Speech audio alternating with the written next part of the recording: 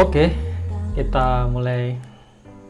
Kita mulai dengan soal nomor 21. Mari kita belajar bersama-sama demi kebaikan kita kelak ketika ujian. Oke, saya bacakan soalnya. Salah satu pengalaman belajar, saya ulang ya, salah satu pengalaman belajar berikut ini sesuai dengan penerapan pembelajaran berbasis masalah adalah: A. Siswa mendaftarkan dan mencoba berbagai cara menyelesaikan masalah. B. Siswa berdiskusi dalam kelompoknya, ada kata kelompoknya, mengenai suatu masalah. C. Siswa mempresentasikan hasil pekerjaan masing-masing, ada kata masing-masing. D. Siswa mengumpulkan data lewat survei dan eksperimen. Nah, di sini PBL atau problem PBL atau problem based learning itu dapat dikerjakan secara kelompok ataupun juga secara individu. Saya tulis di sini individu. Sehingga jawaban yang B ini salah karena di sini hanya menyoroti kelompoknya saja. Ini salah. Lalu yang C, siswa mempresentasikan hasil pekerjaan masing-masing, ada kata masing-masing. Ini juga salah karena juga bisa mereka berkelompok dan tidak harus semuanya mempresentasikannya, seperti itu. Yang D, siswa mengumpulkan data lewat survei dan eksperimen. Belum tentu juga, tidak harus lewat survei, tidak harus lewat eksperimen. Karena konsep dari PBL itu mencoba berbagai cara agar mendapatkan permasalahan yang ada solusinya, seperti itu. Sehingga jawaban yang paling pas itu bukan B, bukan C, bukan D, tetapi yang A, yaitu siswa mendaftarkan dan mencoba berbagai cara untuk menyelesaikan masalah. Seperti ini ya, ini yang paling tepat. Soal nomor 22. Bu Gita membagi kelas menjadi beberapa kelompok asal. Saya buat seperti ini: 1, 2, 3, 4 ya. Kelompok 1, kelompok 2, kelompok 3, kelompok 4. Kemudian jumlah anggota kelompok asal dibuat sesuai jumlah bagian materi pelajaran yang akan dipelajari. Kita buat seperti ini, misal materinya A, B, ini A lagi, ini B lagi.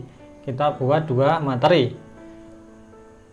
Tiap siswa diberi tugas mempelajari salah satu bagian materi tersebut. Oke, semua siswa dengan pembelajaran yang sama belajar bersama dalam kelompok yang disebut kelompok ahli ya. Yang materinya sama itu membuat kelompok lagi, yaitu kelompok ahli. Jadi ada di sini 1, di sini ada 1, yaitu kelompok A, yang ini kelompok B. Sehingga ini ke sini ya kan, sorry saya hapus dulu, ini ke sini, yang ini ke sini, yang B ke sini, yang B ke sini, seperti ini. Ini namanya kelompok ahli. Kelompok ahli seperti ini. Selanjutnya, siswa dalam kelompok ahli mendiskusikan bagian materi tersebut serta menyusun rencana teknik penyampaian bagian materi tersebut ketika kembali kelompok asal. Bu Gita menerapkan model pembelajaran. Nah, jadi siswa tadi yang sudah di kelompok ahli ini, setelah mereka diskusi, mereka kembali lagi ke kelompok asalnya. Ya, yang ini juga kembali ke sini untuk menyusun pemecahan masalahnya. Nah, ini termasuk metode pembelajaran apa gitu ya. Yang A, kooperatif tipe STAD, B, kooperatif tipe Jigsaw, C, kooperatif tipe TAI, atau D, kooperatif tipe TTW. Yang mana yang benar? Yang benar adalah kooperatif tipe Jigsaw. Ini ya yang benar. Jigsaw ini ciri khasnya adalah kerja kelompok. Dan juga ada yang namanya tim ahli dan tim asal. Tim asal. Nah, inilah ciri khas dari jigsaw.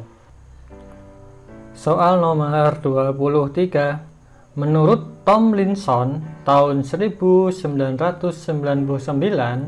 prinsip pembelajaran berdiferensiasi adalah A. Perbedaan siswa dipelajari sebagai landasan perencanaan pembelajaran. B. Penilaian dan pengajaran tidak terpisahkan. C. Memperhatikan bentuk kecerdasan yang beragam. D. Beragam profil belajar diperhatikan. Ini jawaban yang paling tepat adalah yang B, yaitu penilaian dan pengajaran tidak terpisahkan. Artinya proses belajar itu juga dinilai. Proses belajar juga dinilai. Belajar dinilai. Selain ini juga ada prinsip pembelajaran berdiferensiasi yang lain ya. Contohnya guru mengajar materi esensial atau materi yang penting. Ada lagi contoh kedua, yaitu atau prinsip kedua, yaitu pembelajaran fleksibel. Fleksibel artinya guru dan murid itu bisa belajar lebih cair, dan juga ada prinsip-prinsip yang lainnya seperti itu. Soal nomor 24. Ketika mengintegrasikan pendekatan saintifik dengan pembelajaran penemuan atau discovery learning dengan mengasosiasi pada pendekatan saintifik pertama kali dilakukan pada fase. Apa arti mengasosiasi? Artinya adalah mengaitkan informasi.